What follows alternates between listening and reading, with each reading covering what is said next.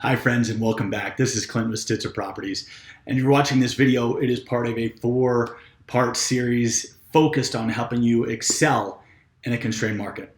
The topic of today's video is simplified focus, getting to the root cause. Look, this aspect, this topic is usually the hardest for most. It requires vulnerability. It requires self-exploration. It requires continuing to ask why and digging into things where there might be pain. And so I'm hoping that I can offer a few ways of thinking about things. Not I'm hoping, I am going to offer you some ways of thinking about this and breaking it down to allow you systematically get to the core issue and then focus on solving that one core issue and then watching everything else fall in line thereafter. That's what's going to happen when you watch and embrace what we share today, okay?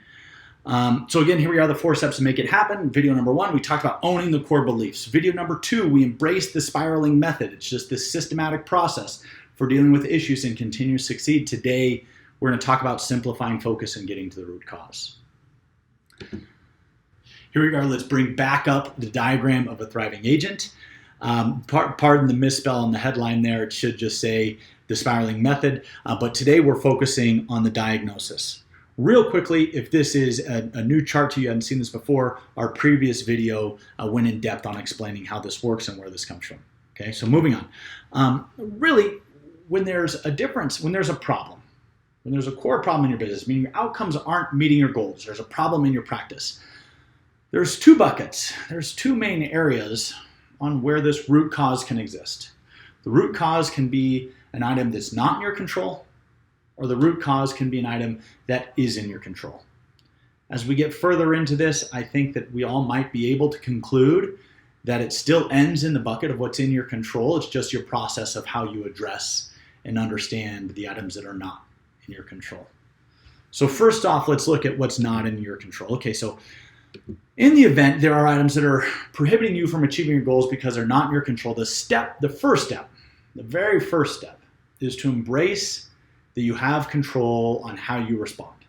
It's the 10%, 90% rule. I mean, people love making memes about this. It's, hey, life is 10% of what happens to you and 90% about how you respond to it, right? So that's the idea of items that are not in control. It's more about how you respond and less about what happens or what happened, okay? The second step, golly, is this thing going to click? Okay. The second step is to follow the 3 mandates of leadership. And here's what those are. Mandate number 1 is to see it how it is and not worse than it is. And let's just take, for example, the Great Recession. So I'm going to build into this and we'll talk about it later, but see it how it is. We live in a society right now where headlines, social media, they all use this essence of really making a huge deal out of things to try and scare us, to try to get us educated, to make money selling ads, whatever the objective is. We're in a society where making things worse than they are tends to be the norm.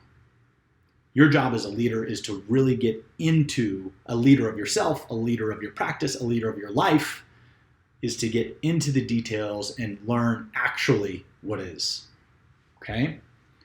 By the way, how many of you know somebody that's just obsessive over situations, always worse than they actually are? How does that impact their life? Is it negative or is it positive? Think about it. Okay? The second mandate is to see it better than it is. Yeah, oh my gosh, the escrows are way down, or in the case of the Great Recession, my client base is going away, everyone's losing their houses, there's not going to be any buyers in the market. Looked at it better than it is, holy smokes, there's this problem in the marketplace and people need help. There needs to be workouts, there needs to be homes that are still sold and short sales and foreclosures. I mean, I could become an expert and really, really just focus on one thing and just serve a huge need. See it better than it is. Okay, and then the third mandate is to make the situation how you want to see it. Okay, so you've taken inventory. Here's how it is. Here's what it looked like if it's better than it is. Now, how am I going to make the situation the way that I want to see it? Okay, and a lot of that is in taking action, and we'll talk about actions in your control next. Okay, so here we go. Execute. The step 3 is execute on the elements in your control, and we're going to talk about it on the slide. The elements in your control. This is about simplified focus. We're going to identify the 4 areas that usually lead to a drop in output on the elements that are in your control. So we get to the root cause and we identify in one of those 4 areas. Okay, so now let's focus on bucket number 2, and these are the items that are in your control. Okay, and this illustration I'm about to put up, we call it the vicious cycle, and you'll see why in a minute. Okay, but these really, when you break it down to a lack of production or a lack of output, it's always going to fall in one of these 4 categories. And let's talk about it. Okay, and you can start anywhere, by the way. These aren't in chronological order. That's why they go in a circle. They're not in order of priority. One's not more impactful than the other, but they all are required to be there.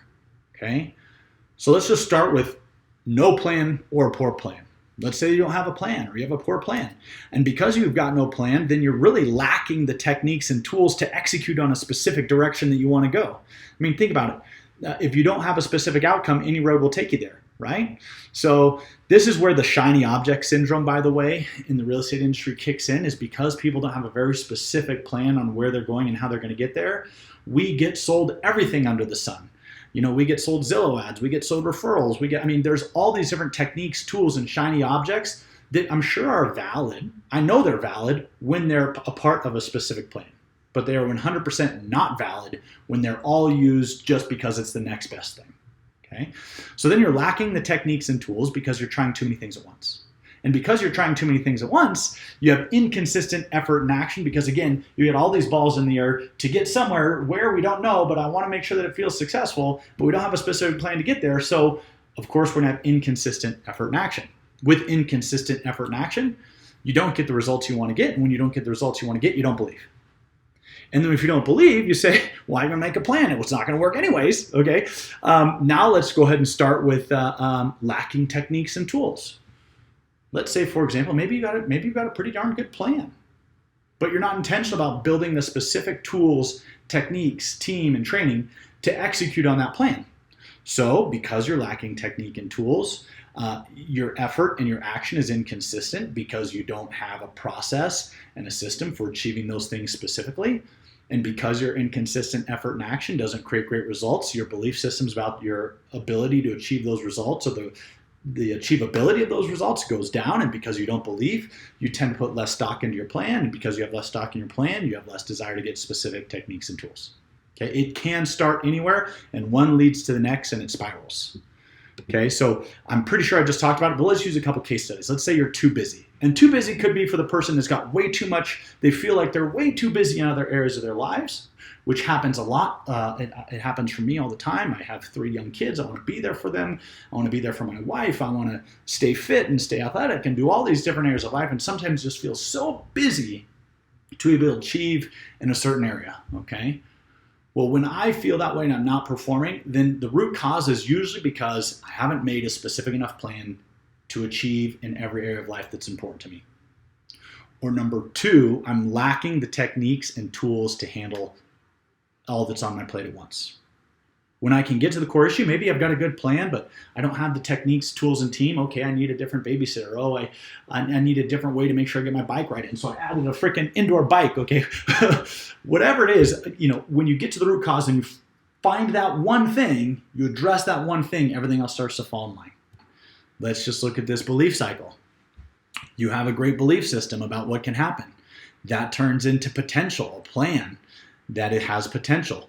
You take consistent action to achieve that plan. That action results in favorable outcomes. Those favorable outcomes increase your belief systems on the possibilities. And then you get this positive cycle of going through, okay?